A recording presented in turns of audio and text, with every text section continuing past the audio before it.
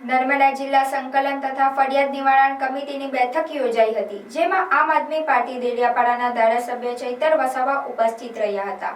બેઠક દરમિયાન નર્મદા જિલ્લાના લોકોની વિવિધ સમસ્યાઓ અંગે વિસ્તૃત ચર્ચા કરવામાં આવી હતી। બેઠક બાદ મીડિયા સમક્ષ વાત કરતા આપ ધારાસભ્ય ચૈતર વસાવાએ જણાવ્યું હતું કે બેઠકમાં નર્મદા જિલ્લામાં આવેલા આદિજાતિ સંચાલિત છાત્રાલયોમાં ફૂડ બિલ, વિદ્યાર્થીઓના ભણતર અને રહેવાની વ્યવસ્થાને લગતા મુદ્દાઓ પર ચર્ચા કરવામાં આવી હતી।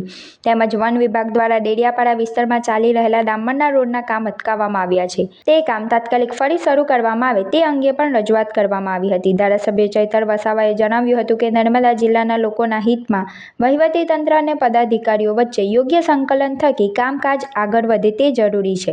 બેઠકમાં નેશનલ હાઈવે પર આવેલા કેટલાક બ્રિજ બંધ હોવાના મુદ્દે ચર્ચા કરી તેને વહેલી તકે શરૂ કરવાની માંગ કરવામાં આવી હતી। આપ ધારાસભ્ય ચૈતર વસાવાએ જણાવ્યું હતું કે વન અધિકાર અધિનિયમ અંતર્ગત નર્મદા જિલ્લામાં કુલ 5360 દાવાઓ પેન્ડિંગ પડ્યા હોવાનું જણાવી આ બાબતે વિશેષ કમિટીની બેઠક બોલાવવાની માંગ પણ કરવામાં આવી હતી। ઉપરાંત એટીવીટીની બેઠક દરમિયાન જે સભ્યને લઈને વિવાદ થયો હતો તે સભ્યની બદલી કરાવવામાં આવે તેવી માંગ પણ રજૂ કરવામાં આવી હતી। આરોગ્ય વિભાગમાં ભરતી પ્રક્રિયામાં રહેલી ઘટ તેમજ શાળાઓમાં ઓરડાની અછત સહિતના મુદ્દાઓનો નિવારણ માટે પણ રજૂઆત કરવામાં આવી હતી અને આ તમામ બાબતોનું નિરાકરણ લાવવાની ખાતરી આપવામાં આવી હતી।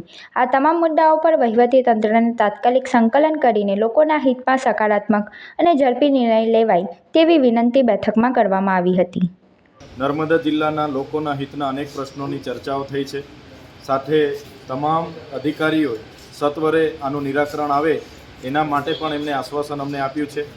જેમ કે નર્મદા જિલ્લામાં આદિજાતિ સંચાલિત જે છાત્રાલયો છે, આશ્રમ શાળાઓ છે, એમનું ફૂડ બિલને લઈને અને ત્યાંની બાળકોની ભણવાની અને રહેવાની પરિસ્થિતિને લઈને ચર્ચા થઈ છે।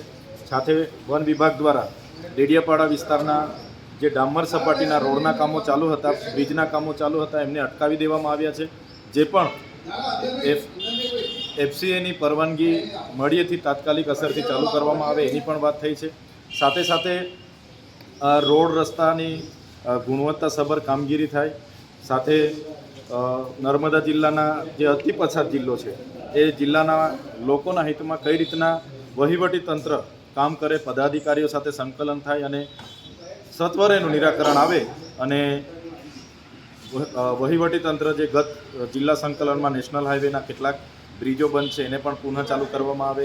વન અધિકારના અધિનિયમો અંતર્ગત જે 5360 દાવાઓ પેન્ડિંગ છે એના માટે પણ કમિટીની બેઠક મળે।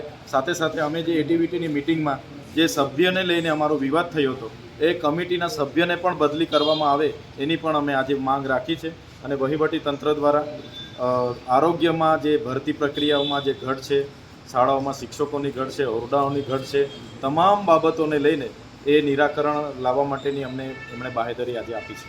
ખાસ કરીને જે રોડ રસ્તાઓ જિલ્લામાં જંગલ વિસ્તારમાં આવે છે ને એ અટકેલા છે, એની સામે વન વિભાગનું શું કહેવું છે? વન વિભાગ દ્વારા એવું જણાવવામાં આવ્યું છે કે અમારી પાસે એફસીએની પરવાનગી લીધી નથી, પણ આ નવા રસ્તા નથી। વર્ષો પહેલાં અહીંયા ડામર સપાટીના રોડ બન્યા છે જેને રિસર્ફેસિંગ કરવા માટેની પ્રક્રિયા છે અને એના પર જ ડામર સપાટીના બનાવવાની પ્રક્રિયા છે। એક બાજુ સ્ટેચ્યુ ઓફ યુનિટીના મોટા મોટા પ્રોજેક્ટો આવીને રાતોરાત મંજૂર થઈ જાય છે અને અમારે જુનારાજ જેવા જે મૂળ ગામ છે, વર્ષો જૂનું ગામ છે, ત્યાં જવા માટેના રસ્તાની પરવાનગી નથી આપતા। આજે ફુલસરથી દૂધસરના રોડ અટકાવવામાં આવેલા છે, મોસદાથી માલસામોટનો રોડ અટકાવવામાં આવેલો છે। એટલે તમામ બાબતે વન વિભાગને અમે સકારાત્મક ધોરણે આમાં સંકલન કરીને સત્વરે નિરાકરણ આવે એની અમે માંગણી કરી છે। સર, જે જૂનો મુદ્દો છે કે જે ખર્ચની વિગત આવે માગેલી છે પીએમના કાર્યક્રમમાં અને એ હજી બાકી છે, એમાં શું મુદ્દે શું? અમે ગત 24/12/2025ના રોજ એ બાબતનો ખુલાસાની માંગણી કરી હતી અને આજે એ બાબતે અમારે કાર્યપાલક ઇજનેર જે સતીશભાઈ મોદીજી છે એમની સાથે આજે ચર્ચા કરવાની હતી, પણ જેઓ ગાંધીનગર કોઈ મિટિંગમાં કલેક્ટર સાહેબ સાથે ગયેલા હોય જેના કારણે હાજર નથી, એટલે એ આવ્યેથી અમે એમની સાથે રૂબરૂ મળીને ચર્ચા કરીશું। એવું કહી શકાય કે જે સવાલો જે બાકી છે, અણિયાળા સવાલો છે, તમારા દ્વારા પૂછવામાં આવવાના, તેના માટે ખાસ કરીને એમણે રજા પર ઉતરી ગયા હોય કે નથી આવ્યા એના માટે એમના પ્રતિનિધિ હાજર હતા, એમણે એવું કીધું છે કે ગાંધીનગર કોઈ મિટિંગમાં ગયા છે અને અમે અહીંયા જ છે। એ અધિકારી ગમે ત્યારે આવશે એનો ખુલાસો અમે લઈને રહીશું।